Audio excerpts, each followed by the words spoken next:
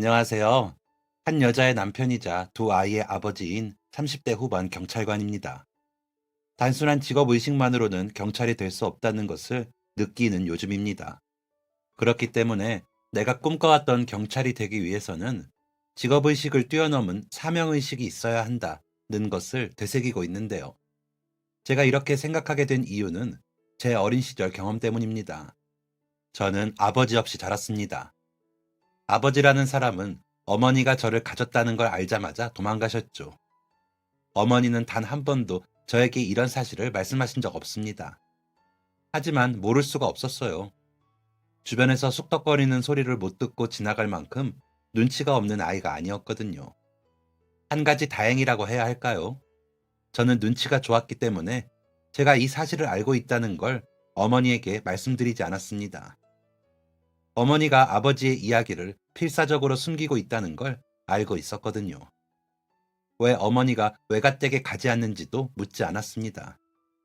외가가 20살의 미혼모가 된 어머니를 탐탁지 않게 생각한다는 것 또한 알고 있었거든요. 이런 상황에서도 어머니는 정말 최선을 다해 저를 키우셨습니다. 어머니는 친구도 없었어요. 한창 놀러 다닐 나이에 당장 살 길을 찾아 입에 풀칠하기 바빴으니 친구들과 대화가 통할 리 만무했고 청춘을 즐기는 친구들의 모습을 볼 때면 어머니도 부러운 마음이 들었을 수도 있습니다. 제가 그 당시에 어머니 나이가 되어보니 확실히 알겠더라고요. 어머니는 많이 외로우셨을 겁니다. 그런데 그렇게 외롭게 살았던 어머니는 끝까지 외로우셨어요. 하늘도 야속하죠. 어머니는 도와주는 사람 한 명 없이 저를 키우다 홀로 쓸쓸히 눈을 감으셨습니다. 예상하지도 못한 믿기조차 어려운 이유 때문에요. 집안 사정이 어려웠기 때문에 저는 동네에서 가장 구석진 곳에 살았습니다. 높디 높게 지어진 새 아파트 근처의 판잣집 같은 곳에서 살았죠. 다 쓰러져가는 판잣집까지는 아니었지만 누가 봐도 낡은 집이었습니다. 비가 오면 천장에서 물이 똑똑 떨어지는 그런 집이요. 불행의 시작은 아파트가 지어지면서부터였어요. 아파트를 지으면서 뒷산이 깎여나갔습니다. 아무 생각도 없었어요. 그저 나도 저런 집에서 살고 싶다 라는 생각밖에 없었죠. 그날은 비가 오는 날이었어요. 여느 때와 다름없이 천장에서는 물이 한 방울씩 똑똑 떨어졌죠. 한 가지 다른 점이 있었다면 어머니가 집에 늦게 들어오셨다는 거였어요. 저는 물이 새는 천장 아래에 대야를 두고 그 주변에 걸레를 둘러두었습니다. 어머니가 집에 돌아오시면 자려고 했지만 졸음을 참지 못하고 잠들어 버렸죠. 그날따라 피곤했던 것 같아요. 아무 소리도 듣지 못하고 잠에 든 걸 보면요. 제 잠을 깨운 건 우드득 우드득 하는 소름 돋는 소리였습니다. 깜짝 놀라서 눈을 번쩍 뜨니 제가 자던 곳 바로 옆에 벽에 금이 가 있었어요. 다시 한번 우드득 소리가 났고 몸을 일으키자마자 금간 벽이 부서지면서 그 안으로 흙이 쏟아졌습니다. 단 한 번도 본 적 없는 장면 때문에 멍하니 쏟아지는 흙을 바라만 보고 있었습니다. 정말 무서울 정도로 쏟아지는 흙 때문에 벽의 대부분이 부서지고 흙에 제 몸이 밀려나갈 정도가 되자 그제야 아차 싶었습니다. 일어나서 도망치려고 했지만 몸이 움직이지 않았습니다. 9살 때 처음으로 죽을 수도 있겠다라는 생각을 했어요. 열려버린 문을 바라만 보면서 차마 도망치지 못했을 때 나는 꼼짝없이 죽었구나 라고 생각했습니다. 그런데 그때 팔 하나가 문 안쪽으로 쑥 들어왔어요. 어머니였습니다. 어머니는 제 팔을 붙잡고 저를 꺼내려 낑낑거리셨지만 가능할 리가 없었죠. 마른 체형의 어머니가 쏟아지는 흙을 어떻게 거슬러 왔을까요? 말도 안 되는 일이죠. 엄마들은 자식이 위험에 빠졌을 때 초인적인 힘이 나온다는데 그때가 그런 상황이 아니었을까 싶습니다. 어머니가 흙을 파헤치고 저를 겨우 꺼내 밖으로 나왔을 때 지붕이 무너졌습니다. 밖으로 나왔다 뿐이지 저와 어머니의 몸은 흙 안에 파묻혀 있었어요. 설상가상으로 무너진 집이 흙 속에 파묻힌 저와 어머니 쪽으로 밀려오는 중이었죠. 그런데 그때 한 남자의 목소리가 들렸습니다. 이봐요! 괜찮아요? 이 목소리를 끝으로 저는 의식을 잃었습니다. 얼마 안 되어 의식을 되찾았습니다. 병원이었어요. 흙의 무게를 버티지 못하고 뼈가 부러졌다고 했습니다. 다행히 부상의 정도가 심하지 않아서 다행이라고 했어요. 더 늦기 전에 흙더미에서 꺼내진 게 다행이라고 했죠. 저를 구해준 사람은 경찰이었습니다. 뒷산이 무너질 것 같다는 신고를 받고 왔다가 저와 어머니를 발견한 거였죠. 어머니는 허리를 크게 다치셨습니다. 다시는 평범한 일상생활을 할 수 없을 거라는 청천벽력 같은 진단을 받으셨죠. 어머니의 나이 겨우 28살 때 일이었습니다. 어머니가 허리를 다친 이유는 꼽기가 어려웠어요. 정확하게 말하면 다친 이유가 여러 가지인 거죠. 허리를 삐끗한 거일 수도, 어딘가에 부딪힌 거일 수도, 저와 흙더미를 하반신 위에 얹은 상태로 쓸려 나갔기 때문일 수도 있었습니다. 네, 그렇게 어머니는 단 한 걸음도 쉽게 걸을 수 없게 되었어요. 어린 저는 어머니가 그렇게 된 게 제 탓이라는 생각 때문에 잠을 잘 수가 없었습니다. 누워 계신 어머니에게 가서 엉엉 울며 말했습니다. 내가 조금만 빨리 나왔으면 엄마가 집에 들어와서 날 꺼낼 일도 없었을 텐데 나 때문에 엄마가 다쳐서 미안해. 어머니의 손을 잡으며 엉엉 울고 있는데 어머니는 제게 되려 미안하다고 말씀하셨습니다. 병원에서 치료도 잘 받고 엄마가 맛있는 거 사줘야 되는데 못해서 어쩌지? 어머니의 말은 저를 더 슬프게 만들었어요. 어머니는 어떤 마음이었을까요? 더 이상 제대로 걷지 못할 거라는 말을 들었는데도 자식을 먼저 생각해야 했던 그 마음은 과연 어땠을까요? 아프면서도 아프다는 티도 못 내고 제대로 걷지조차 못하는 몸으로 당장 먹고 살 걱정을 해야만 했던 그 마음이 얼마나 처참했을까요? 어머니는 어떻게든 자리에서 일어나 일을 하려고 하셨지만 간단한 일상생활조차 어려워하는 어머니가 일을 하는 건 역부족이었습니다. 산사태가 일어나게 한 원인을 제공한 이들에게 보상받을 수도 없었습니다. 힘없고 약한 저와 어머니를 도와주는 사람들은 없었거든요. 산사태가 일어난 건 집 옆에서 공사 중이던 아파트 때문이었습니다. 아파트를 짓기 위해서 뒷산을 깎아냈는데 그 과정에서 토양이 불안해졌고 비가 내리면서 불안했던 토양이 쓸려 내려간 거였죠. 아파트 쪽에 산을 깎았으면 아파트에도 피해가 가야 했는데 그건 또 아니었습니다. 아파트 뒤쪽 주차장 근방에 흙이 쓸려 내려와 차 몇 대가 폐차된 것 외에는 문제가 없었죠. 이러다 보니 아파트의 탓을 할 수도 없었습니다. 어떻게 증거를 모아서 가져가도 이길 수 있을 거란 승산도 없었죠. 즉, 아파트의 입장은 이거였습니다. 우리 때문에 산사태가 난 거면 피해가 나도 우리가 나야지. 왜 그쪽 집에 피해가 납니까? 운 없어서 그리 된 거 우리 탓하지 마세요. 가난한 게 벼슬도 아니고 말이야. 움직이지도 못하는 어머니가 백방으로 뛰어다니면서 방법을 찾을 수도 없었던 노릇입니다. 불행 중 다행인 것은 나라에서 주는 지원금이 조금이나마 있었다는 거였어요. 그래서 겨우 입에 풀칠을 할 수 있었어요.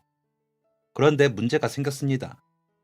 어머니의 상태가 더욱 안 좋아지는 거였어요. 처음엔 어떻게든 일어나 제 밥이라도 차려줄 수 있으셨는데 나중에는 그마저도 벅차하셨습니다.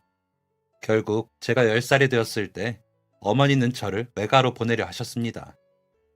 제가 누구에게라도 보살핌을 받았으면 하는 마음이었겠죠. 하지만 외가는 저를 받아주지 않았습니다. 없다 생각한 자식이 어떻게 됐을지 내 알게 뭐냐? 잊고 산 자식의 자식까지 키우라고? 말이 되는 소리를 해야지. 단칼에 거절한 저는 보육원에 맡겨졌습니다. 당연히 어머니와 다시 살 수 있을 거라고 생각했어요. 돌봐줄 사람이 없어서 보육원에 온 거였으니 제가 스스로를 돌볼 수 있는 나이가 되면 다시 어머니와 함께 살 수 있을 거라고 확신했던 거죠. 당시 제 기준에서 스스로를 돌볼 수 있는 나이는 중학생이었습니다. 그때 제 나이가 10살이었으니 4년만 참으면 될 거라고 생각했어요. 그런데 어머니는 저를 기다려주지 않으셨습니다. 어머니는 원래 마른 편이셨어요. 먹는 것에 비해 활동량이 많았으니 살이 찔 겨를이 없었죠. 문제는 어머니가 단순히 마르기만 했다는 게 아니었습니다. 어머니는 영양분을 제대로 섭취하지 못한 거였어요. 그런 상황에서 사고를 당하고 병원에서 치료를 받고 나온 후에도 제대로 된 케어를 받지 못했으니 어머니의 상태는 점점 심각해졌습니다. 시름시름 앓았고 그러다 보니 일어나는 것조차 힘들어 하셨죠. 제가 보육원에 맡겨진 근본적인 이유가 바로 이것이었습니다. 그렇게 고생고생을 하던 저의 어머니는 제가 12살이 되던 해에 세상을 떠나셨습니다. 홀로 아이를 낳고 모두에게 버림받은 뒤 아들 하나만 보고 젊음을 바쳤던 저희 어머니는 지금의 저보다 훨씬 어린 나이인 30살에 돌아가셨습니다. 어머니를 보내드린 뒤 세상에 혼자 남은 기분이 들었어요. 앞으로 어머니 없이 어떻게 살아야 할지 막막했죠. 가족 하나 없이, 나를 좋아해주고 사랑해주는 사람 한 명 없이 어떻게 살아야 할지 착잡했습니다. 고작 12살짜리 아이에게 이건 생존의 문제였으니까요. 그때 제게 손 내밀어준 사람은 아주 의외의 인물이었습니다. 밥을 먹는 둥 마는 둥 하며 보육원에서 하루하루를 때우던 어느 날, 누군가가 저를 찾아왔습니다. 저를 찾아올 사람은 아무도 없는데 대체 누구인가 싶어서 나가보니 어머니와 저를 구해준 경찰관이었어요. 사고가 있었던 해로부터 2년이 지난 시점이었죠. 아저씨는 미소를 짓고 있었지만 그 미소는 어딘가 미묘했습니다. 안타까움, 미안함, 그런 마음이지 않았을까 싶네요. 선물을 한가득 가지고 찾아온 경찰관 아저씨는 제게 선물을 하나씩 건넸습니다. 감사합니다. 감사합니다라고 말은 하고 있었지만 의문점이 들었습니다. 왜 이 아저씨가 여기 와 있지? 아저씨는 모든 선물을 건네주고 제 옆에 앉았습니다. 보육원 아이들이 공을 차는 모습을 저와 함께 바라보다가 아저씨는 조심스럽게 입을 여셨어요. 친구들이랑은 잘 지내니? 네, 선생님들도 좋고 친구들도 좋아요. 잘 지내고 있어요. 아저씨는 입을 꼭 다문 채 한참을 앉아있다 가셨습니다. 그렇게 아저씨와의 인연은 끝이라고 생각했어요. 기다릴 사람은 아니었으니까요. 그냥 저를 찾아와줬다는 사실에 감사할 뿐이었습니다. 어머니가 돌아가신 후로 보육원에 찾아오는 사람은 아무도 없었거든요. 함께 지내던 애들 대부분이 그랬듯이요. 그런데 그날 이후에도 아저씨는 제가 있는 보육원으로 찾아왔습니다. 제 것만이 아니라 다른 아이들의 것까지 챙겨서요. 보육원의 선생님들도 친구들도 그런 아저씨에게 고마워했어요. 그럴 때마다 아저씨는 경찰이 이런 일을 하는 게 대단한 일인가요 뭐? 라고 대답하셨습니다. 아이들을 돕는 일은 충분히 칭찬받아 마땅한 일임에도 말이죠. 아저씨 덕분에 경찰이 되고 싶어하는 아이들이 많아졌습니다. 저도 그중 한 명이었죠. 아저씨의 방문은 하루 이틀에서 끝나는 게 아니었습니다. 12살의 어머니를 잃은 제가 18살이 될 때까지 아저씨는 저를 찾아왔습니다. 아저씨는 결혼했어요? 아직 안 했지. 왜? 네가 소개해 주려고?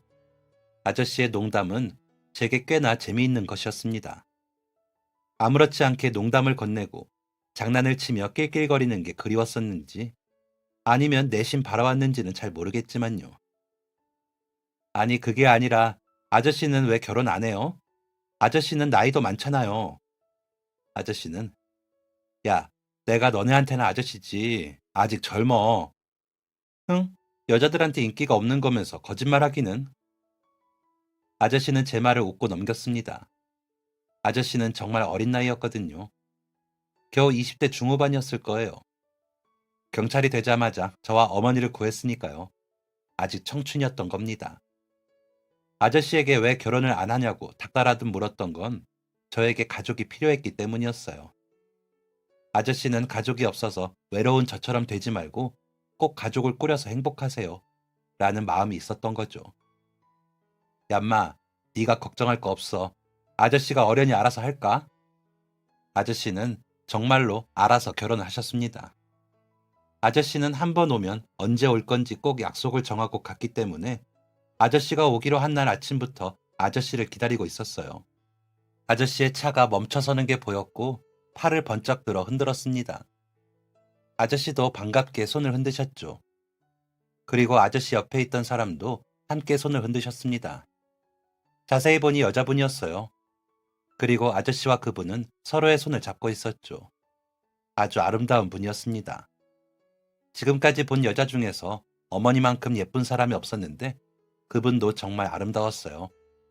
아저씨는 결혼을 하려는 여자분과 함께 오신 거였습니다. 얘기 많이 들었어. 네가 성혁이구나. 두 분은 잘 어울렸습니다.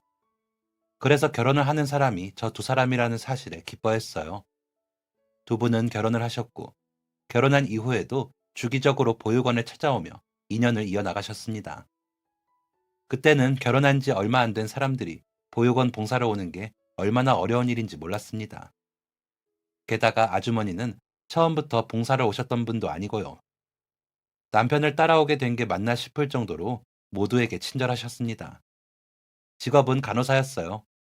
그 덕에 보육원의 많은 여자아이들이 꿈이 간호사가 되기도 했습니다. 그렇게 인연이 점차 쌓여갔어요. 그런데 제가 중학교에 입학하고 나서까지 두 분은 아이를 갖지 못하셨습니다. 어린 저에게 자세한 사정을 얘기하시진 않았지만 두 분이 자녀를 원하고 있다는 건 확실했어요. 그러던 중 좋은 소식이 들려왔습니다. 드디어 두 분에게 아이가 생겼다는 거였죠. 중학교 3학년 때의 일이었습니다. 저는 임신을 했다는 두 분의 소식을 듣고 제 일처럼 기뻐했어요. 두 분이 소식을 전해주고 가신 날 밤, 저는 뒤숭숭한 마음이 들어 쉽게 잠에 들지 못했습니다. 조금 부끄럽고 이기적인 이유 때문이었어요. 10살에 보육원에 맡겨지고 12살에 어머니가 돌아가셨으며 16살이 될 때까지 줄곧 보육원에서 자랐던 저는 제가 이 생활에 나름 잘 적응하고 있다고 생각했었습니다. 그런데 그건 제 착각이었어요. 두 분이 돌아가신 뒤에 잠을 자려 하는데 도통 잠이 오지 않았습니다. 한참을 뒤척이다 든 생각은 이제 아이가 생겨서 날 찾아오지 않으면 어떡하지? 였죠. 중학교 3학년 16살짜리 아이가 하는 생각이라기엔 너무 유치할 수 있지만 그땐 그랬어요. 10살부터 16살이 될 때까지 단 한 번도 해본 적 없던 생각이 그제야 든 거죠. 아이를 낳으면 날 찾아오지 않겠지? 라는 생각은 그래, 어차피 가족도 아니고 남이었는데 이렇게까지 잘해주는 게 이상한 거야. 로. 그런데 왜 나한테 잘해줬던 거지? 내가 불쌍해서인가? 로 넘어갔죠. 생각이 깊어질수록 우울감은 심해졌습니다. 그래서 처음으로 두 분을 거부했어요. 그 생각 끝에 두 분은 저에게 나쁜 사람이 되어버렸기 때문이죠. 뭔가 이상하다는 것을 느꼈는지 아저씨는 며칠 동안 계속 제게 찾아오셨습니다. 제 상태가 이상하다는 것을 알아차린 보육 원장님의 설득으로 아저씨를 만나게 되었죠. 이렇게 계속 찾아오는데 그래도 얼굴은 뵈야지 않겠니? 이유도 없이 계속 피하기만 하면 널 오해할 거야. 너도 오해하게 될 거고. 오해는 무슨 오해? 내가 틀린 말 한 것도 아닌데. 라는 생각을 하면서도 아저씨를 배웠죠. 아저씨는 평소와 다름없이 저를 대하셨지만 제 태도는 냉랭했습니다. 어떤 이야기를 어떤 식으로 주고받았는지는 잘 기억나지 않아요. 그런데 이 말을 시작으로 이후의 이야기는 생생히 기억납니다. 앞으로 안 오셔도 돼요. 뭐? 그게 무슨 말이야? 이제 저 보러 안 오셔도 된다고요. 솔직히 저한테 잘해줄 이유 없잖아요. 아니 성혁아, 아저씨가 정말 당황스러워서 그래. 갑자기 안 와도 된다니. 그리고 잘해줄 이유가 없다는 건 뭐야? 누가 너한테 이상한 말이라도 했어? 아저씨가 정말 당황한 얼굴이었지만 그게 제 눈에 보일 리가 없었습니다. 누가 무슨 말 한 거 아니에요. 그냥 제가 생각을 해보니까 그렇더라고요. 아저씨는 저랑 남인데 누가 남한테 이렇게 잘해줘요? 아저씨는 가족 있잖아요. 아줌마도 있고 이제 뱃속에 아기도 생겼고 그럼 나한테 올 이유가 없는데. 아저씨는 황당한 표정으로 아무 말을 못 하셨습니다. 저는 이때다 싶었는지 마음에만 품어두었던 이야기를 줄줄 하기 시작했죠. 근데 도대체 왜 저한테 찾아왔던 거예요? 제가 불쌍했어요? 그런 거면 더더욱 오지 마요. 절 불쌍하게 생각하는 사람이랑은 만날 생각 없어요, 저도. 씩씩거리며 말을 마치고 나니 단호한 아저씨의 표정이 보였습니다. 너, 그게 무슨 말이야? 아저씨는 저를 왜 찾아왔는지를 처음으로 말씀하셨습니다. 네가 불쌍해서 왔다니. 그런 거 아니다. 그런 적 없었고 앞으로도 그럴 일 없어. 그럼 왜 온 건데요? 저를 구해주고 나서 어떻게 사는지가 궁금해서 봤는데 생각보다 더 불쌍하게 살고 있어서 도와주려고 한 거 아니에요? 아저씨는 처음 듣는 낮은 목소리로 단호하게 말씀하셨습니다. 이성혁, 내가 확실히 말하는데 나는 너를 불쌍하게 생각해서 온 게 아니야. 내가 널 찾았던 첫 번째 이유는 책임감 때문이었어. 예상하지 못한 답변에 당황했습니다. 네? 책임감이요? 너도 이제 마냥 어린아이는 아니니까 말해도 괜찮겠지. 성혁아, 아저씨는 경찰이야. 그렇지? 네. 그리고 너와 내 어머니는 내가 처음으로 구한 사람들이야. 깜짝 놀랐습니다. 정말요? 응, 정말. 그래서 너와 네 어머니를 구해냈을 때 경찰로서 자부심도 느꼈고 기쁘기도 했어. 이 말을 뱉은 아저씨의 표정은 급격히 어두워졌습니다. 대체 무슨 말을 하려고 저런 표정을 짓는 걸까 걱정될 정도였죠. 그런데 네가 의식을 잃고 깨어나지 못했을 때, 네 어머니가 크게 다쳤다는 말을 들었을 때 내가 느꼈던 자부심과 기쁨은 사라졌어. 아니, 아저씨가 왜요? 아저씨는 구해준 거잖아요. 아저씨가 없었으면 저는 거기서 죽었을 텐데. 그런데 성혁아, 아저씨가 조금만 일찍 너와 네 어머니를 발견했었다면? 아저씨는 꼭 울 것만 같은 표정을 하고 있었습니다. 내가, 내가 조금만 더 일찍 발견했었더라면? 그랬더라면.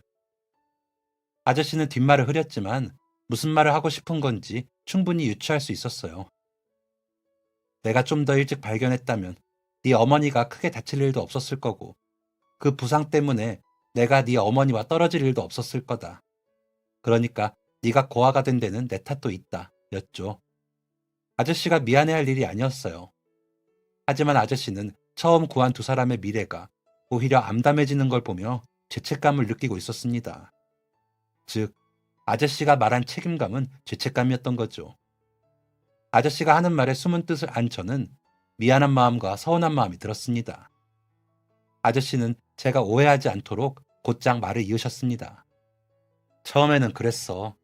그래서 너한테 맛있는 것도 사다 주고 장난감도 사다 주고 했지. 그런데 계속 그랬었던 건 아니란다. 네? 그게 아니라면 뭔데요? 나중엔 애정이었어. 애정이요? 글쎄, 이 감정을 뭐라고 해야 할까? 나는 네가 참 예뻐, 성혁아. 조카 같고 뭐 하나라도 더 챙겨주고 싶고 그래. 그저 네가 좋은 어른이 되고 하고 싶은 걸 하길 바라는 거야. 왜, 왜 저한테 이렇게까지 잘해주세요? 글쎄, 아저씨도 그게 참 신기해. 이유 없이 저를 아낀다는 아저씨의 말에 마음속 불안함이 사라졌습니다. 손바닥 뒤집히듯 쉽게 뒤집힌 제 마음 덕에 저는 예전처럼 지낼 수 있었습니다. 그 사이 아주머니의 배가 점점 불러왔고 아주머니가 예쁜 딸을 낳는 모습도 보게 되었죠. 아이는 두 분을 꼭 닮아 아주 예뻤습니다. 두 분은 제게 나이 차이가 꽤 나는 오빠가 생겼네 라며 장난치곤 하셨습니다. 그때는 왜 계속 오빠와 동생을 강조하시는지 몰랐어요. 두 분의 딸인 민지가 두 돌이 됐을 때 두 분은 오랜만에 민지 없이 저를 찾아오셨습니다. 민지는요? 오늘은 너한테 진지하게 할 말이 있어서 민지는 두고 왔어. 무슨 일인데요? 저를 앉혀놓고 한참을 머뭇거리시던 두 분은 제게 물으셨습니다. 성혁아, 이제 아줌마 아저씨랑 사는 건 어때? 무슨 말을 하시는 건지 이해가 잘 안 됐어요. 네? 그러니까 이제 우리 집에서 함께 사는 건 어떠냐고. 제가 어떻게요? 그러니까 네가 우리 아들이 되는 거지. 18살. 입양의 정의를 모를 나이가 아닙니다. 그런데 저는 입양을 떠올려 본 적조차 없었어요. 제가 당황스러운 마음에 말을 잇지 못하자 아저씨는 다급하게 해명 같은 걸 하셨습니다. 네 나이가 18인데 너무 늦었다고도 생각했어. 알고 지낸 지가 몇 년인데 이제 와서 입양 얘기를 꺼내는 건 아닌 것 같고. 그런데 아이를 낳아보니까 알겠어. 성혁아, 너는 이미 우리에게 아들 같은 존재야. 내 배 아파 낳은 민지와 네가 다를 게 없어. 좋은 부모가 될 수 있을 거란 자신이 없어서 차일피일 미뤄왔지만 이젠 더 이상 미루지 않아도 될 것 같아. 너는 어떻게 생각하니? 싫다 좋다 할 게 뭐가 있을까요? 제게도 두 분은 이미 가족이었는걸요. 그렇게 저는 두 분의 양자가 될 날만 손꼽아 기다리고 있었습니다. 그런데 아유 왜 이리 늦으신담? 오시다 무슨 일이라도 생겼나 보다. 성혁아 잠시만 기다리렴. 원장님이 연락하고 금방 올게. 입양서류 작성으로 만나기로 한 날 두 분은 연락이 두절되었습니다. 그날 하루 종일 창문 밖만 바라보았지만 아무도 오지 않았어요. 차라리 무슨 이유라도 있는 거라면 나을 텐데 연락조차 닿지 않으니 마음이 타들어가는 것 같았죠. 그렇게 일주일이 지났습니다. 저는 기다리길 포기했고 언젠간 올 거라며 무슨 사정이 있을 거라며 절 위로해주던 원장님도 가만히 등만 두드려 주실 뿐이었습니다. 원망하기도 했어요. 차라리 말이라도 안 했다면 이렇게 기대할 일은 없었을 텐데 내가 갑자기 부담스러워져서 입양하고 싶어지지 않았다면 말을 해주지. 그러면 얼굴이라도 계속 볼 수 있었을 텐데 라고요. 그런데 그런 생각이 무슨 도움이 될까요? 저는 좋은 기억만 가져가기로 했습니다. 어쨌든 아저씨는 제 목숨을 구해준 생명의 은인이고 어머니가 돌아가시고 가장 위태로운 순간에 도움이 되어준 분이었으니까요. 고3이 되어 진로를 정확히 해야 했을 때 저는 경찰이라는 꿈을 바꾸지 않았습니다. 경찰은 제가 본 사람들 중 가장 멋있는 사람이었고 누군가를 위해 기꺼이 자신의 몸을 던질 수 있는 사람이었으니까요. 경찰 덕에 목숨을 건진 저 또한 그렇게 되길 바랐습니다. 그렇게 경찰이 되었어요. 처음 제복을 입었을 때가 아직도 생각나네요. 저는 사명감으로 가득 차 있었습니다. 일 내일 따지지도 않고 모든 일에 적극적으로 나섰죠. 작은 일일지라도 제 힘으로 해결하면서 경찰로서의 뿌듯함을 느꼈습니다. 제게 고맙다며 인사하시는 분들을 볼 때면 눈물이 날 것 같기도 했죠. 그날은 발을 헛디뎌 다리가 다친 할머니를 발견하고 그분을 병원에 모셔다 드린 날이었습니다. 인적 드문 곳에서 넘어지신 탓에 꼼짝없이 앉아 누군가 지나가기만을 바라고 계시던 분이었죠. 서둘러 병원에 모셔다 드리고 가려는데 돌아가실 방법이 있나 여쭤보니 자식들이 다 먼 지역에서 떨어져 살고 있다고 하셨습니다. 그래서 저는 할머니의 처치가 끝날 때쯤 다시 병원으로 돌아가 집으로 모셔다 드리려고 했습니다. 아유, 여기까지 데려다 준 것만 해도 고마운데 뭘 또 그래. 늙은이가 염치라도 있어야지. 아니에요. 괜찮습니다. 극구 사양하시는 할머니를 모시고 댁으로 돌아가는 길. 하늘에서는 두꺼운 비가 내리고 있었습니다. 비가 많이 오네요. 그러게 말이야. 경찰 양반이 안 도와줬으면 큰일 날 뻔했어. 그러니까요. 저도 다행이라고 생각하고 있어요. 할머니의 집에 다다를수록 비는 점점 거세졌습니다. 와이퍼를 가장 빠른 세기로 해도 앞이 제대로 안 보일 정도였어요. 여기야, 경찰 양반. 길에 집 하나 없는데 무슨 말씀이세요? 안쪽까지 모셔다 드릴게요. 지금 내려서 걸어가시면 큰일 나세요. 아이고, 참.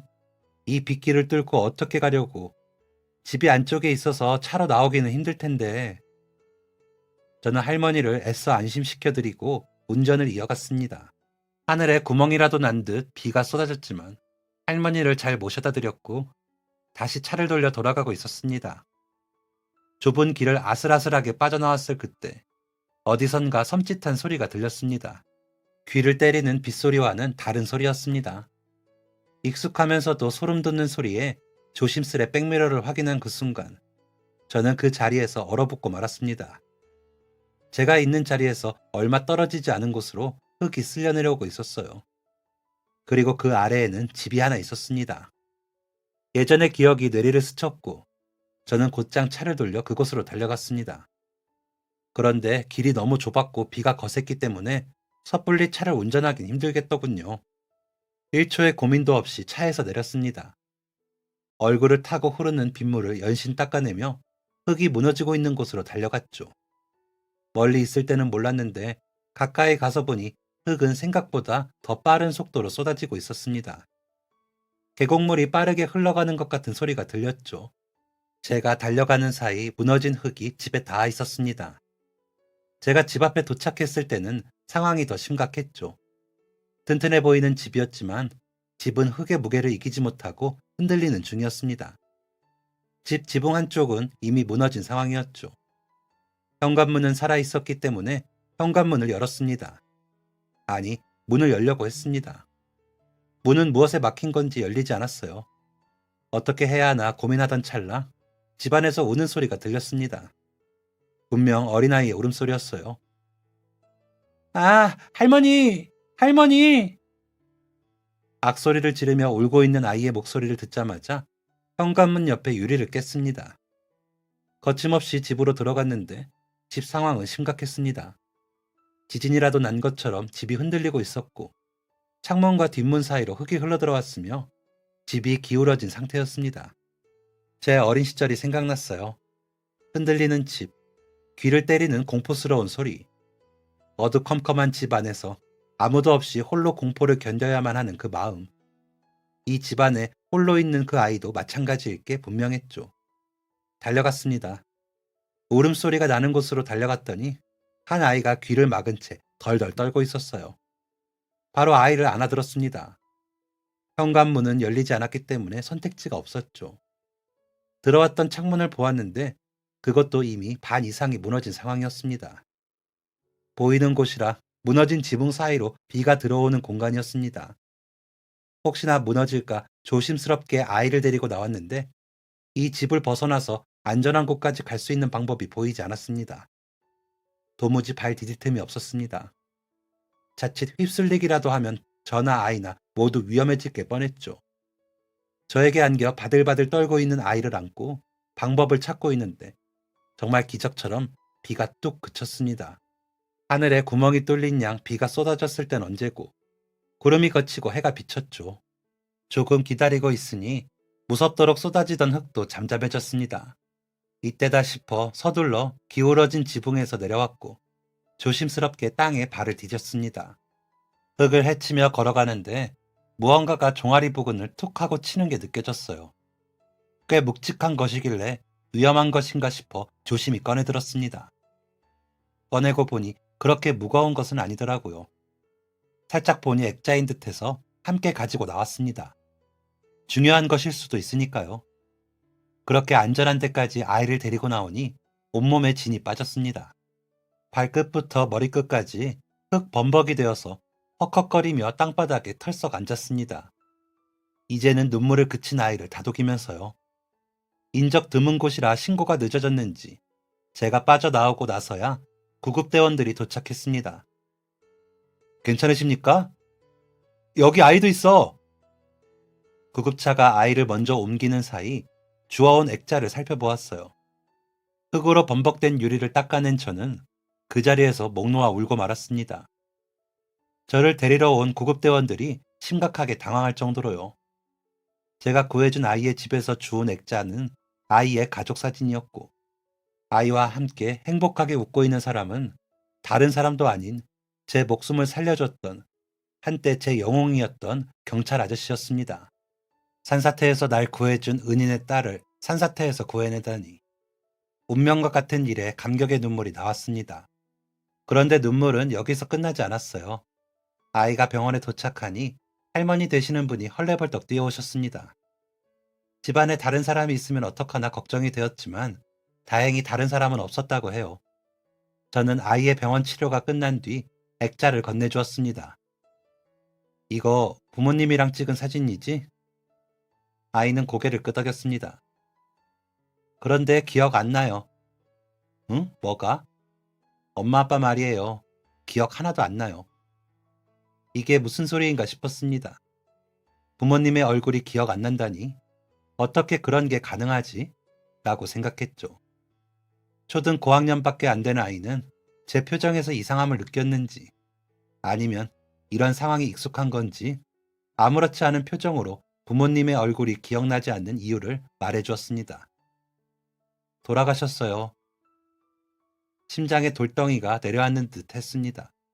돌아가셨다니? 액자를 들어 아이에게 물었습니다. 두 분 다? 네, 제가 2살이 됐을 때 돌아가셨대요. 경찰 아저씨와 아주머니의 딸이라면 제 앞에 있는 아이는 민지가 분명했습니다. 아이가 누워있는 병실 침대에도 최민지라는 이름이 버젓이 적혀 있었죠. 그리고 민지가 2살 때 돌아가셨던 거라면 저와 연락이 두절되었던 그 시점이었습니다.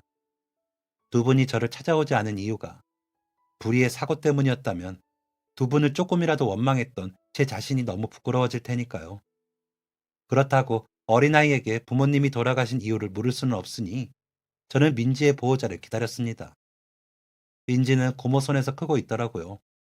민지가 잠에 들고 난 뒤에야 고모 되시는 분을 만나 이야기를 나눌 수 있었습니다. 저 민지 고모님 되시죠? 고모님은 저를 보자마자 꾸벅꾸벅 고개를 숙이며 인사하셨어요. 저희 민지 구해주신 분이시죠? 정말 감사합니다. 정말 감사해요. 조금이라도 늦었다면 어떻게 됐을지. 오빠랑 세연이 얼굴도 못 볼 뻔했어요. 그만 고마워하세요. 저는 해야 할 일을 했을 뿐입니다. 가만히 고개를 숙이고 계셨던 고모님은 고개를 숙인 상태에서 눈물을 뚝뚝 흘리셨습니다. 잠시만요. 왜 그러세요? 당황해서 어쩔 줄 몰라 하는데 고모님은 그 자리에 주저앉아 엉엉 우셨습니다.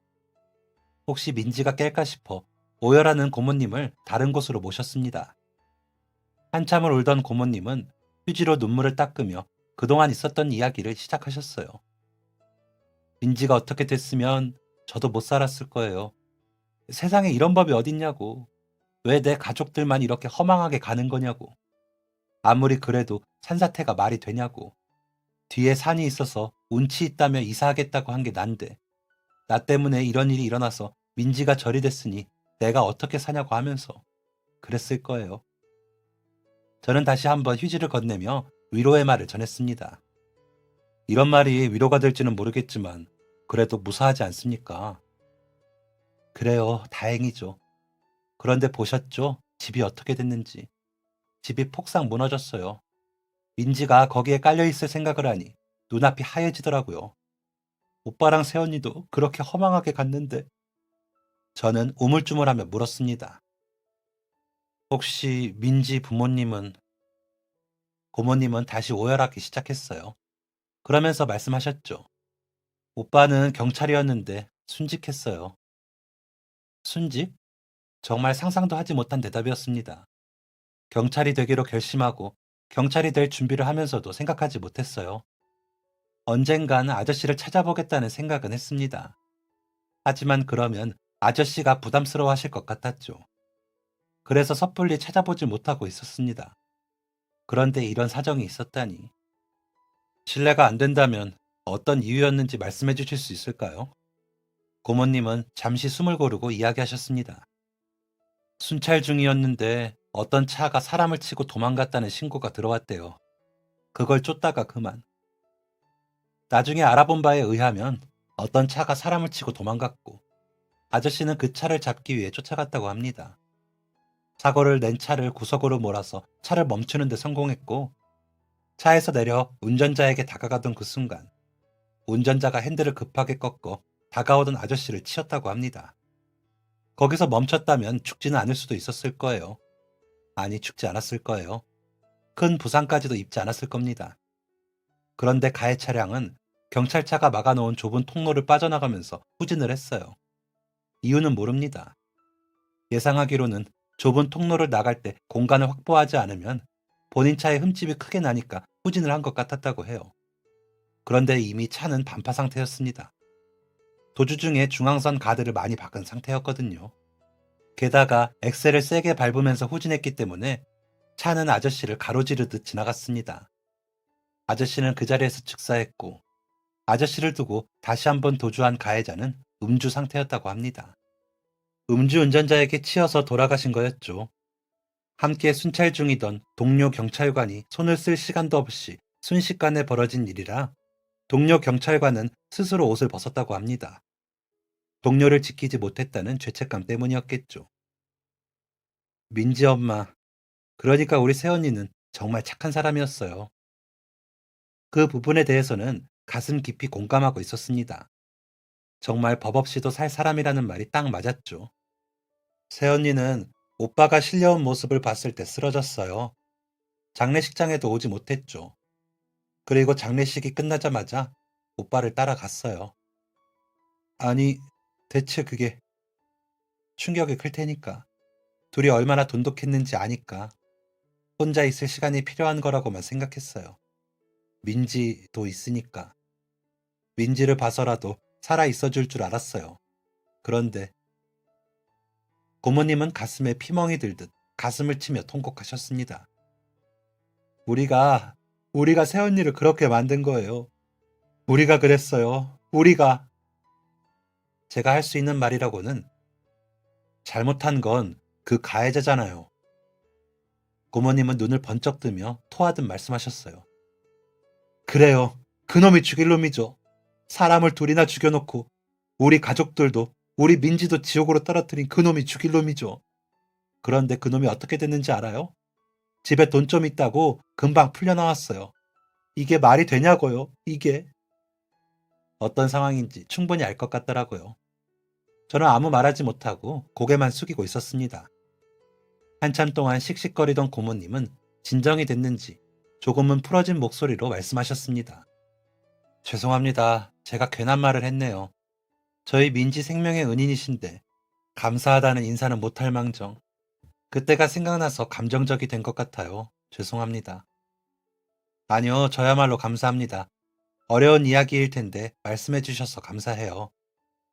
잠시 정적이 흘렀고 저는 제 이야기를 들려드리기 시작했습니다. 사실 저도 어렸을 때 죽을 뻔한 적이 있어요. 산사태 때문에요.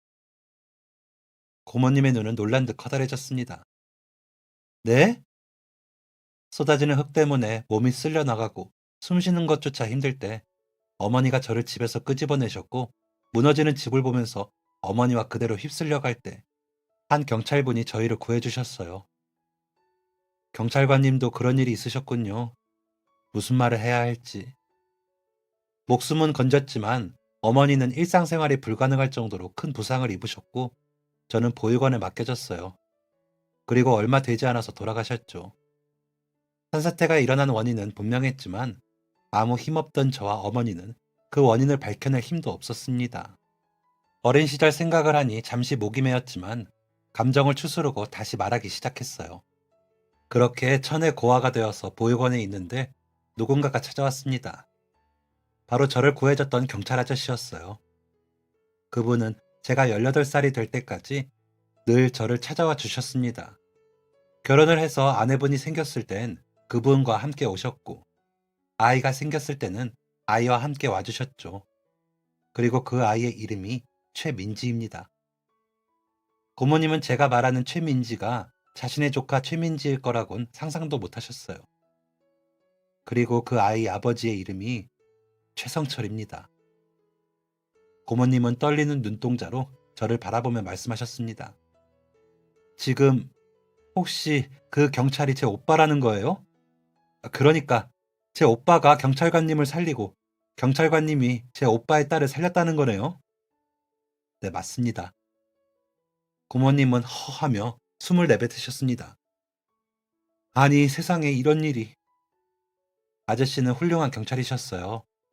저도 아저씨 덕에 경찰이 되었습니다. 무너지는 집을 봤을 때 망설이지 않고 그 집으로 들어갈 수 있었던 건 아저씨 덕분이라고 생각해요. 저도 누군가의 손에 살아나본 경험이 있으니까요. 누군가의 손에 생명을 빚졌다면 저 또한 누군가를 위해 그리 해야 한다고 생각했습니다. 그러니까 민지를 살린 사람은 제가 아니라 성철 아저씨예요. 고모님과 저는 이 기막힌 우연에 한참 동안 울었습니다. 솔직히 연락도 없이 찾아오지 않는 아저씨와 아주머니를 원망했을 때도 있었어요. 두 분이 이제 진짜 가족이 되자고 말씀하셨거든요.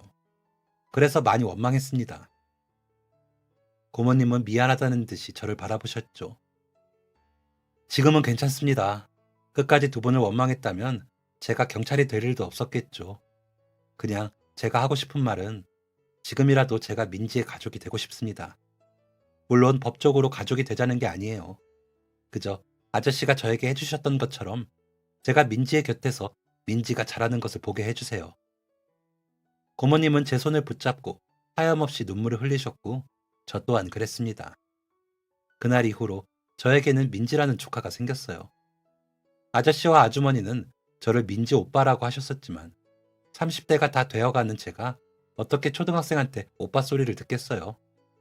민지의 졸업식에 가고 어린이날과 생일, 성년의 날을 챙기고 민지의 연애 상담도 도와주고 그렇게 민지와 삼촌 조카 사이로 지낸 지 근 10년이 지났습니다. 아저씨 아줌마와의 인연을 다시 이어가게 된 지도 근 10년이 흘렀죠. 그 사이 저는 두 아이의 아버지가 되었고 민지는 어엿한 대학생이 되었죠.